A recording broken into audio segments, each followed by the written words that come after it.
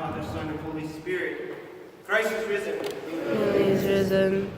2 Sundays ago, we heard a gospel of the paralytic man who sat by the pools in Bethesda for 38 years.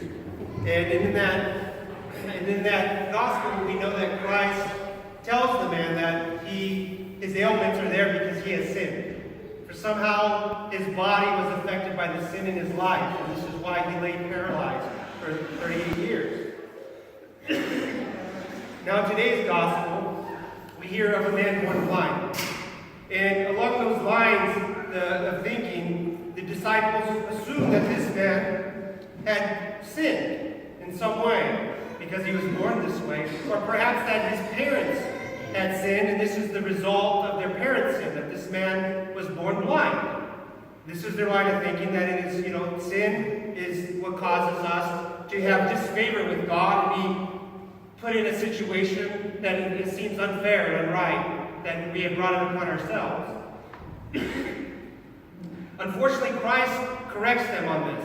He says that this man's parents did not sin, this infant before he was born did not sin, that he was born this way so God's presence could be made manifest in this man this very day. So this man was born blind. He was born this way, and it was not due to himself, his own fault, or his parents' fault, or any of his family before him. It just happened. And we can think of this as just being unfair. We know people that are probably in similar situations unfair. In my house, with a lot of young people, you hear that a lot. Well, it's just unfair. It's not fair. It isn't. And we have to remind the children all the time, it's not fair. Life isn't fair. But as adults, we too see injustices in the world. We see suffering and pain, and all the time we tell ourselves, well, that's not fair. That's just not right. We even tell ourselves that. Maybe we don't openly say it enough, but we think it too, that it's just not right. It's not fair. And it's true, it's not right. There's a lot of injustice and suffering and unfairness and evil in this world. And it's not always because of our fault. It's not always because we did something to bring it upon ourselves. It just happens. In this world that is full of chaos, where people have free will and are always overriding each other's own will, there's suffering that comes from it. But there's hope as well that comes from suffering. I saw a video this week that brought me to tears. It was one of these little, I guess you'd call it a viral video, and I saw it online. It was one of these talent shows. A talent show that, that people would come and perform, and they have a judging panel that would judge this performance. And on this particular video, it was a young man. He was an adult already, but he was a young man. And he was blind, and he was autistic. And his mother brought him out onto the stage, led him in, and they introduced him. And the judges asked him these questions about, who are you, what's your name, what do you do? And he responds to the best of his ability. He responds kind of like a toddler. That's all he can communicate by.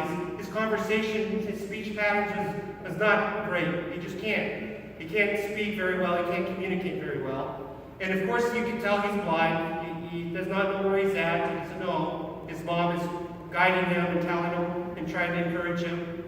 But he tells the judges, well, I'm here to play the piano and to sing for you. And so they have a piano there, and this young man goes to the piano. He starts playing. And he starts singing. And he would never believe that this man was blind and autistic. It was beautiful. It was a modern pop song. He played the piano perfectly. He sang with perfect pitch. And it put chills, and it made me tear. It made me tear because he had a gift. Despite the way he was born, despite all the disadvantages and unfairness in his life, he had this gift that was nurtured. And he could play beautifully. And everyone was stunned and everyone was shocked in that room. And so I was thinking about that today, preparing for this gospel. That despite the unfairness, the injustice, the inequity in this world, God was still present with this young man. God was present with him. He didn't come to take away his burden. He didn't come to take away his suffering. He didn't come to explain what that suffering meant. But God was present in that young man and gave him a gift. And his mother who led him up on that stage, nurtured him. and loved him despite all the difficulty in their life. His mother developed him and knew that this was a way for him to express himself and encouraged him. That was God's presence for that young man. And so, brothers and sisters, when we think about all the sin, like this, all the sin and difficulties that we endure in this life, and sometimes we don't understand why it has to happen. Much like the blind man in today's gospel, we don't know why. No one knows why he was born that way. But God says it's because my work is going to be made manifest in him. So it's our duty, brothers and sisters, in the midst of unfairness, as my kids would say, injustice, that we look for God because he's there present with us in that suffering. He's there. And we have to nurture the good in it. We have to find the good in situations all around us. And the hope and the love that is around us, despite our suffering and our injustices. Because God is there with us. And if we can find the good in everything, and we can be humble, and we can be caring and loving to those around us, life will change. And we'll touch people's hearts, like that young man I saw in that video touched mine for just a couple moments. He touched mine. And I felt God's presence at that moment. And we too can do all the same in the midst of our suffering. In the name of God, Father, Son, and Holy Spirit. Christos vos Christus. Hristos Christus.